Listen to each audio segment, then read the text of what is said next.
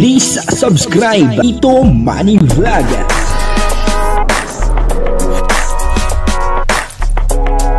Payagan po si Tito Manny Vlog na mag-reactor para pambiling gamot sa kanya pong karamdaman. Wala man siyang records ng ng awayan.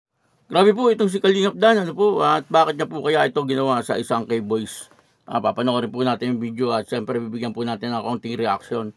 Pero bago po yan, ako muna po bumabati sa inyong lahat ng magandang umaga, magandang tanghali at magandang gabi sa inyong lahat mga kapatid kung saan man kayo ng panig ng mundo naroon ngayon. Ay mag-iingat kayo palagi at pagpalain kayo ng ating Panginoon. Maraming salamat din po sa patuloy na tumatangkilik sa aking YouTube channel at nanonood sa aking video reaction. Patuloy lang po natin suportahan sila Kuya Bal Santos Matubang, Kalingap Rob, Ate Edna Vlog, Jack Tapia at yung mga kasamahan ko po sa Karepa, ganun din po yung Team Views at yung mga Kalinga partner na charity vlogger. Ito po yung video na kung saan ay talagang may ginawa itong si Kalingap Dan sa isang K-Boys. At bakit niya po kaya ito ginawa sa isang K-Boys? Papanoorin po natin yung video at ang kabuuan po ng video ito ay nasa YouTube channel ni Kalingap Dan. Kailangan mo ngayon, Ryan, sa'yo. Tingin mo, ano yung may pinag-iipunan ka ba? Sa yung para lang sa mga kapatid ko kasi magpapasok ka ng bigas. Mga school supplies. Ikaw na rin na may sagot nun. Magkano ba nabibigay mo buwan-buwan, Ryan, sa inyo, sa magulang mo? 3K lang doon. Laki na rin yun, ha? Pero madami din kasing utang. Ano utang? Utang saan? Sa mga tindahan. Pag walang pagkain. Pero yung lupa nyo, bahay doon, sa inyo yun, di ba? Hindi sa amin. Binabayaran nyo rin yan? Hindi, nasa lang yun, sa gobyerno siguro yun. Bigay sa inyo yun? Hindi. Ay, hindi. Parang pinapagamit lang muna sa inyo. So, anytime pwede kayong pala. Ganun. Pero di ba may plano na si Kalingap Rob sa'yo doon? Na ipa-renovate yung bahay? Nag-aantay lang. Kaso ano pala yun? Anytime pala pwede kayong palilisin doon. Pero ilang taon na kayo doon? Simulang bata pa ako. Hanggang ngayon, hindi naman siguro babawiin yun? Hindi naman siguro kasi ilang taon na din. Pero ang dami na din bahay doon na bigay din ng gobyerno. Ay, hindi, pinapagamit ng gobyerno. So, hindi pa siya bigay sa inyo. Yun. Pero bukod sa sa pangsarili mo, anong kailangan mo? Ano pa ang tingin mo mas kailangan mo sa yung sa'yo?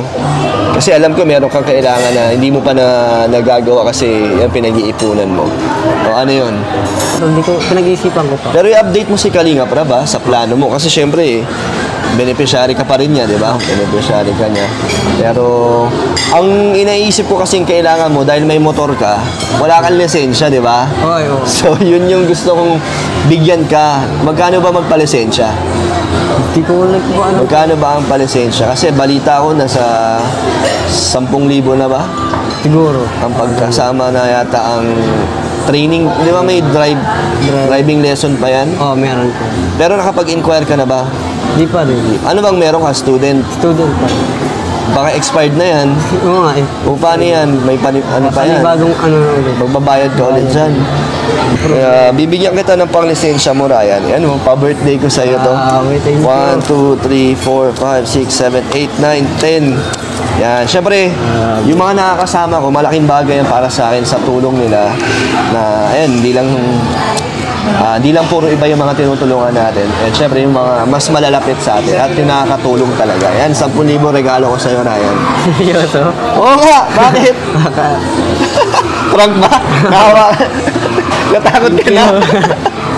Hindi ko kasi inaasahan ko. Anong na-expect mo? iPhone? Hindi. Wala ko na-expect. Hindi ko pa hindi pa natin nabibinulot ng sapatos si Ryan pero okay lang. Pero thank you. Grabe, sobrang laking tulong nito. Grabe po, si Kalingap Dan, talagang napakabait ni Kalingap Dan. Kasi sa ngayon, siyempre, marami naman pong blessing na dumarating sa kanya. Kaya, nagsishare din po siya. At yun na, birthday po ni Ryan, sa June 4. Kaya, nauna na po yung kanyang regalo. At yun nga, 10,000. Grabe, Nagulat si Ryan, hindi po siya makapaniwala na bibigyan siya ni Kalingap Dan ng 10,000. Ito po ay para sa pagkuha ng license ni Ryan. Tama naman po yun. Dapat meron po siyang lisensya kasi bumabiyahe po siya. At delikado kapag wala po siyang lisensya. kahit na po siya ang mabunggo, ay lumalabas na siya pa rin po may kasalanan kasi bakit po siya gumagamit ng motor na wala po siyang lisensya. Kaya importante po yung lisensya. Kaya tama po yung ginawa ni Kalingap Dan, na binigyan na po siya ng pangkuha ng lisensya upang sa ganun ay magkaroon na po siya ng license. Kasi hindi po siguro makakuha si Ryan ng license kasi yung kanyang pera ay laging eksakto lang. Medyo mahal kasi yung hulog doon po sa kanyang motor, 6,000 daw monthly. Medyo mabigat, lalong-lalo na kung wala kang sigurado na trabaho. Si Ryan naman ay may sigurado naman po siguro siya kasi di po ba cameraman po siya ni Kalingap Rab, cameraman din po siya ni Kalingap Dan. Kaya meron naman po sigurado na panghulog itong si Ryan at nakakapagbigay pa nga daw po siya doon sa kanyang mga magulang. Ibig sabihin ay napakabait na bata nitong si Ryan. Kaya natutuwa din sa kanya itong si Kalingap Dan. At maraming mga viewers ang natutuwa din po kay Ryan kasi nakikita naman po talaga sa kanyang mga galawan na talagang napakabait na tao ni Ryan. At hindi po siya magaslaw, si Ryan talagang kung kumilos po siya ay kitang-kita po natin na nandoon yung kanyang respeto sa kanyang mga kasamahan. Lalong-lalo na po sa kanyang mga kuya katulad po ni Kalingap Dan, ni Kalingap Rab, ay kitang-kita naman po natin kung paano niya po respeto itong mga ito. Kaya si Kalingap Dan ay tuwan-tuwa sa ugali ni Ryan at ganoon din po doon sa pagsisikap ni Ryan at mapagmahal din sa pamilya etong si Ryan. Kaya si Kalingap Dan ay parang baliwala lang sa kanya yung 10,000. Kasi siyempre nakikita naman po ni Kalingap Dan na deserve din ni Ryan na mabigyan ng ganun halaga na regalo para sa kanyang birthday. At nakikita naman po natin na talagang tao sa puso ni Kalingap Dan yung pagbibigay niya. Sabi niya nga po ay nabibigyan niya nga daw po yung mga iba ay eto pa kayang malapit sa kanya. At nakakatulong po sa kanya.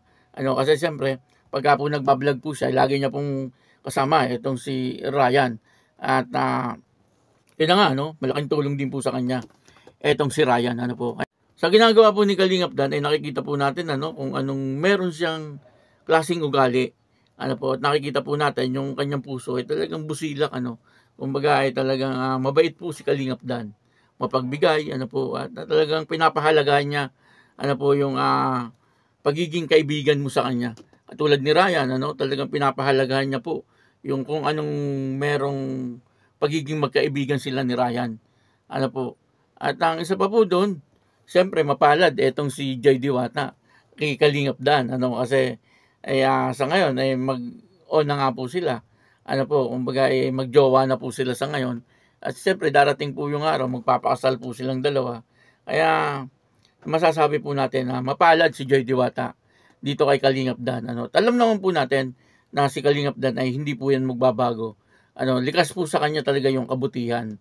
At kitang-kita naman po sa kanyang mga ginagawa.